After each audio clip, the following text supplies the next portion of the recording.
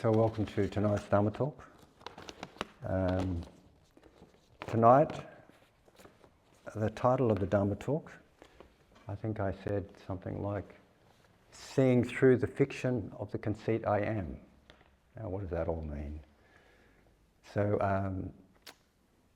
there are 10 fetters in Buddhist psychology or Buddhist practice.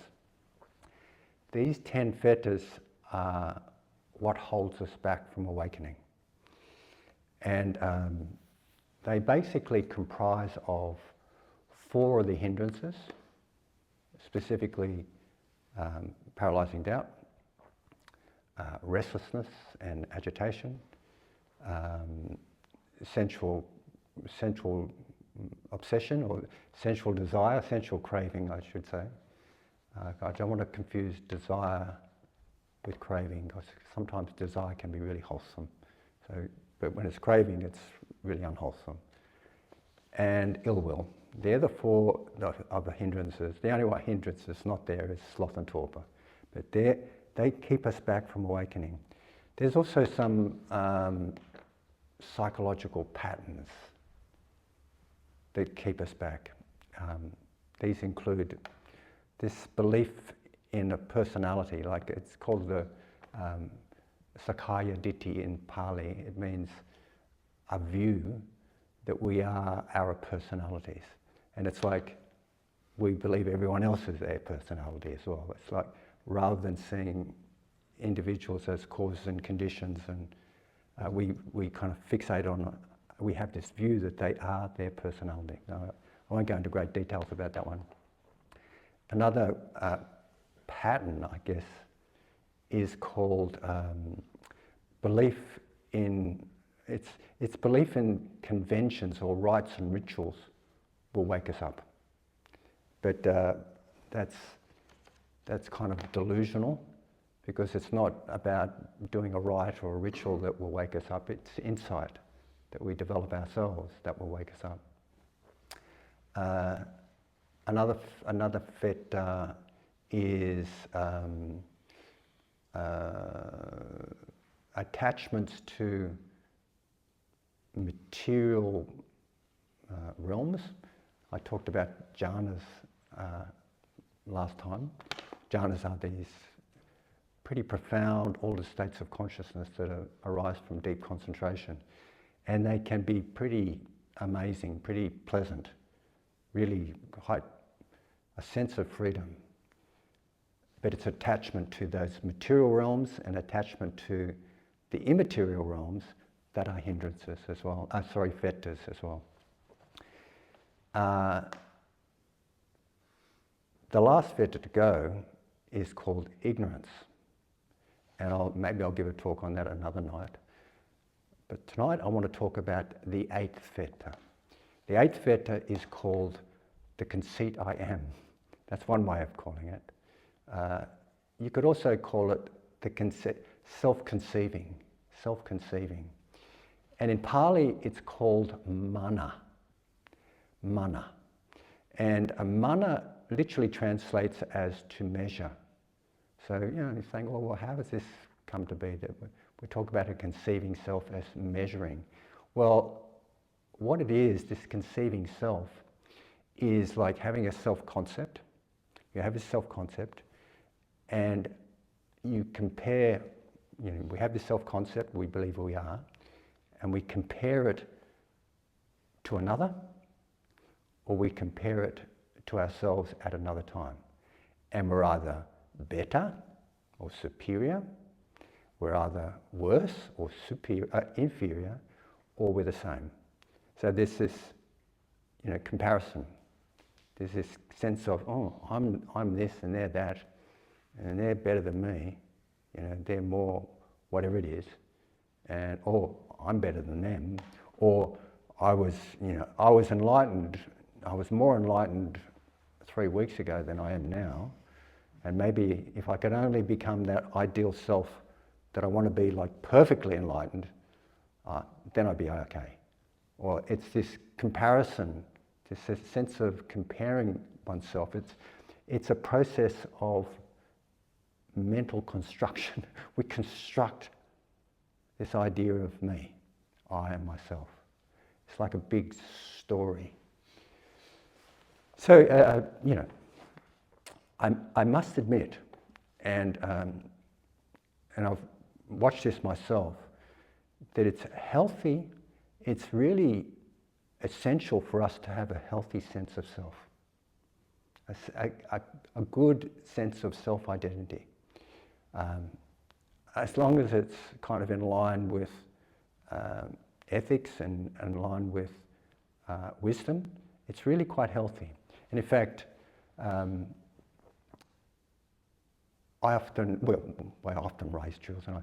I have raised 3 adult sons, and I have 7 grandchildren, and I like to feel like I'm helping them become wholesome living beings, wholesome humans, so that they have a healthy sense of self, a healthy sense of who they are in the world, or what they are in the world. They're like a healthy sense of being able to be functional and relate well to other people. Relate in a way where there's a lot of compassion and kindness and goodness. And also function in the way that is dynamic and helpful. And this is really important. We raise our children so that they get enough attention to develop into wholesome beings. And I noticed that, I'm included here, if we've had some disruptions in our upbringing, like we've had a disruption such as neglect or abuse, or seen terrible circumstances where we haven't had a situation where we're able to develop a healthy sense of self or a healthy sense of identity, then there's problems. Like we have problems with anxiety and depression, and also our relationships. This tends to happen. I mean, I won't go into great stories about all my traumas, but I can see how they've affected me because of various things, not having good enough parenting, for example. So I just want to make that caveat, that it's important to have a sense of identity. The problem comes, however, when we start to compare. When we start to compare and we create this sense of separateness from ourselves with others. And the other problem comes when we start to crave. Craving, as I mentioned one night, I think, craving is, the Buddha said, the craving is a cause of dukkha. Dukkha meaning suffering. I'm talking about the problem coming with craving. And there's 3 types of craving. Craving for sensual pleasures, which is kind of understandable. It's craving for chocolate and sex and all sorts of pleasures of the body and also pleasures of the mind. Like I noticed, I was watching a movie the other day, or a couple of weeks ago actually a couple of months ago, and it was such a good movie that I just wanted it to continue. And I noticed, why am I wanting it to continue? Because it was really pleasurable and I wanted more. It was a pleasure, it was a sensual craving, but the sense here was my mind. The other 2 cravings are really interesting, and this is where they get caught up with this conceit I am, this self-conceiving. One craving, another craving is called the craving to be somebody. We have a craving to be someone. We like to identify, like to have an identity. If we start to feel we're kind of a bit lost, we don't know who we are, we grasp after something, anything, to be somebody. I want to be famous. I want to be, the best psychologist in the world. I'm a psychologist, I'm a clinical psychologist. And we crave for it and we cling to it. Craving leads on to clinging. There's a process in dependent arising, sometimes dependent arising, which is this conditionality, one understanding of conditionality. Sometimes it's understood as 12 steps, and one of the steps is craving. That leads on to clinging and grasping. And we kind of cling to these ideas. So we cling to this idea that we want to be someone, and we're desperate to be somebody. So that's one type of craving. The last type of craving is the craving not to be anybody, not to be something.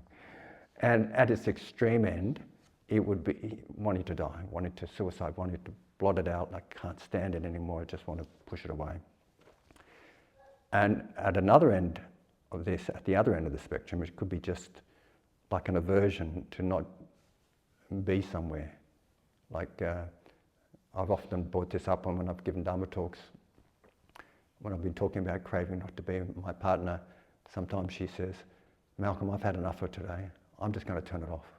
She's going to bed, I've had enough of today, I'm going to turn it off. So that's a very subtle example of it. The thing about this also, with the craving to be, not only do we want to be something like famous or enlightened or whatever it is, but we also want other people to think of us like that. We want them to know that we're enlightened or we're clever or we're skillful or we're handsome or whatever it is. We want them to think that. And because we're clinging and grasping after it, when we don't get it, we experience suffering. And if it's craving to not be, when we don't get not to be, when we can't, it's like avoidance of something. It's craving to get rid of something, to push something away. So, this craving to be somebody, so I'll come back to the conceit I am. It's this creation of a story about ourselves, and we cling on to it, and we identify fully with it, and we believe it to be lasting and permanent. And then when it changes, or when it's challenged in some way, like for example, if I cling on to this idea that I'm the best psychologist on the North Coast, or even in North Australia, the whole of Australia, I'm the best psychologist. If I cling on to that concept, then when I start to realize I'm not such a good psychologist, or something blatantly happens where or somebody points out my faults, then it hurts, if that makes sense. It hurts. So now, I'm talking about identity here.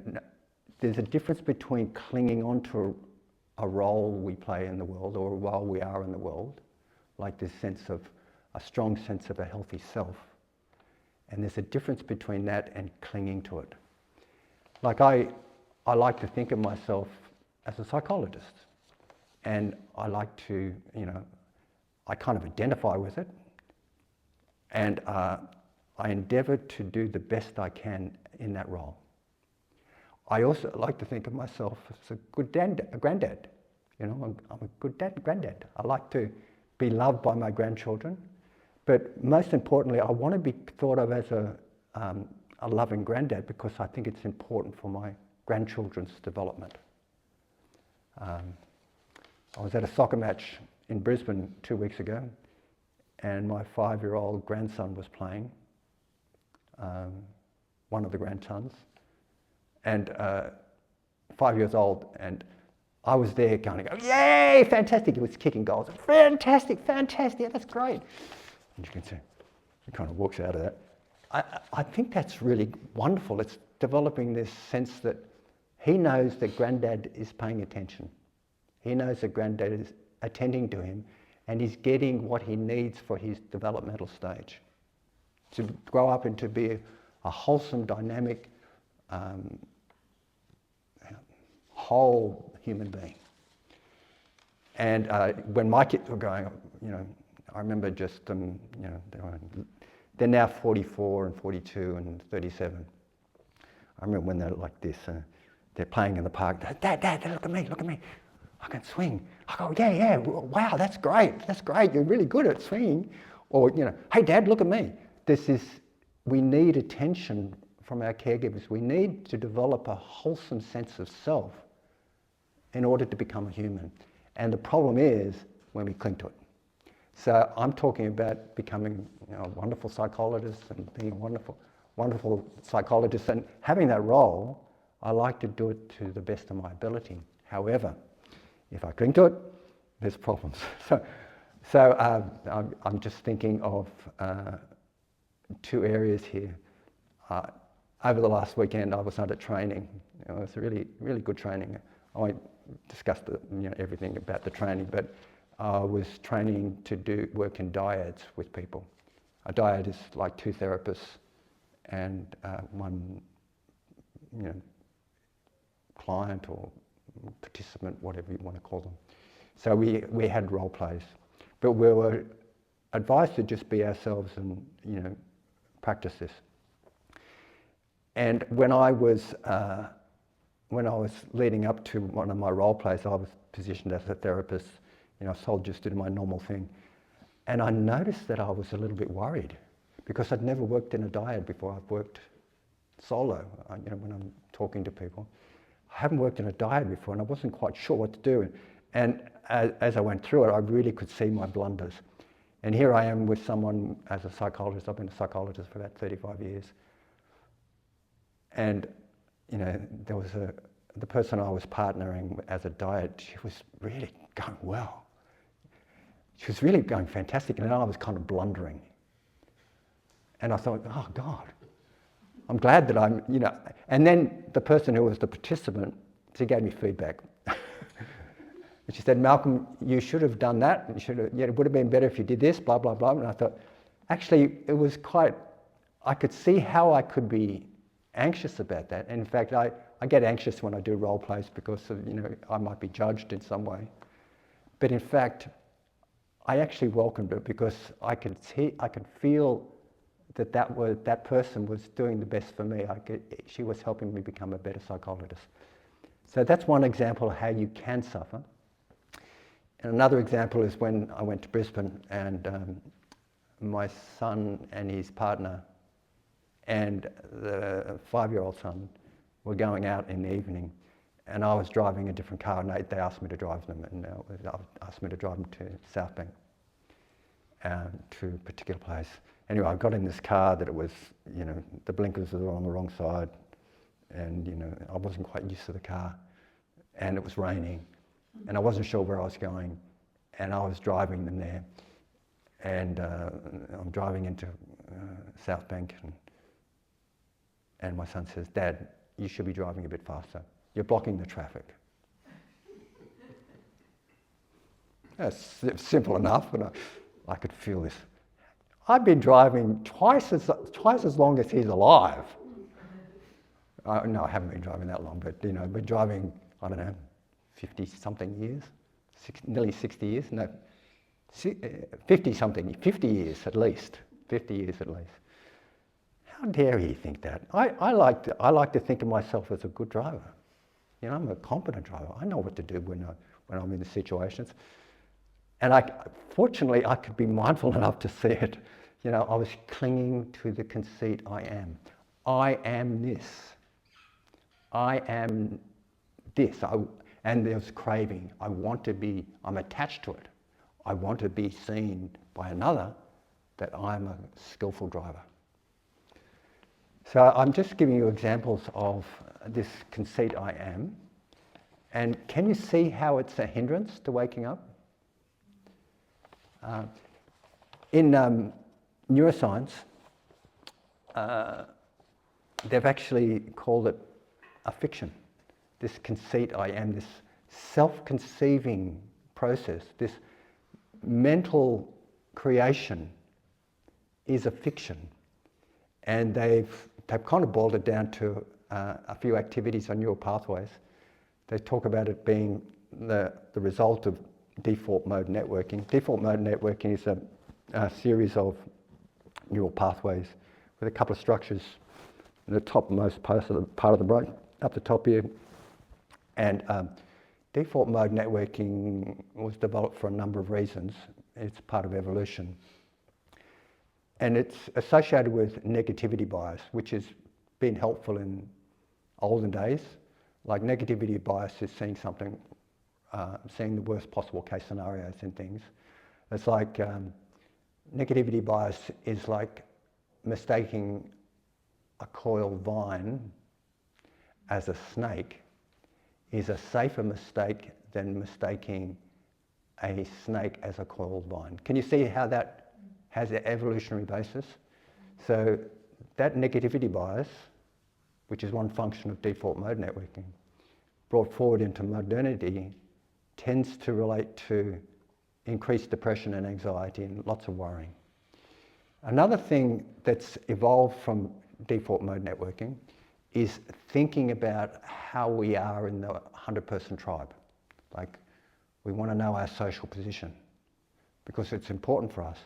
Back in those days, if we were rejected from the tribe, we would likely die because it was dangerous.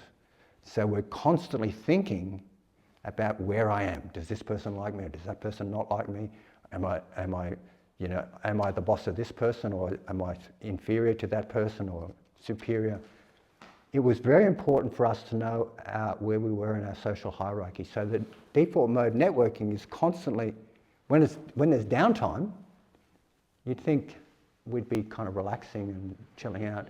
But what happens is that the default mode networking ramps up, and we're just thinking about where we are and how we are compared to other people. So with this, we're creating this self. The default mode networking associated with left hemisphere language centers and the left hemispheric dominance of logic and making meaning of things produces this story about ourselves that we carry around, and it can become an enormous burden. And like I said, it's important to have a sense of what we're doing in the world. And the Buddha had a very clear sense. He was called the Tathagata, and that means the one who has gone, the one who has gone beyond. So he knew his role in the world, and he played it really well, but he wasn't confused by it. He knew it was just a fiction. And my ideal is to become a psychologist and know that it's just a role, and I don't have to cling to it as my sole identity. So this conceit I am, which involves craving and clinging and grasping, and it also involves story making. We make this story that I'm this and I'm that, and I'm born in, when was it? A long time ago. And I knew Jackie, and Jackie was a friend of mine, and it's incredible. Like, you just go back and think about the stories of your life. What you carry around is, this is me, and then you project into the future, I'm going to be like that. When we come to the reality of things, like coming to the reality of just this moment, just here, you can see it just as a story. It's a story. It's a story that we need to function in the world sometimes, but the more we cling to it, the more suffering we have. So to see through it is to be free. And there's a couple of ways we can see through it, basically with mindfulness, basically, to be attentive. Even at the kind of mundane level, like, when I'm dropping my son off down in South Park, just to notice it, notice the suffering of clinging to these self-concepts. And if we can notice the suffering of them, it's easier to just let them go. It's easier just to let it go. So I hope that makes sense for everyone. And my suggestions are just to be aware, and every now and then stop. And in your meditations, when you're starting to ruminate about what you've got to do and where you've been and all the rest of it, that's okay when you're out there in the world and you need to function in the conceptual realm, in the realm of like the relative realities. But know that if you want to be free, completely free, one needs to incline towards ultimate realities, the ultimate realities of justice And the ultimate reality, one of the features of Nibbana, for example, is signlessness or non-conceptuality, no story making, just this. So I invite you to be aware when you can, function from it, but don't cling. Thank you very much for your attention, and I hope that you can all realize Nibbana. How can I say it? One day. Thank you.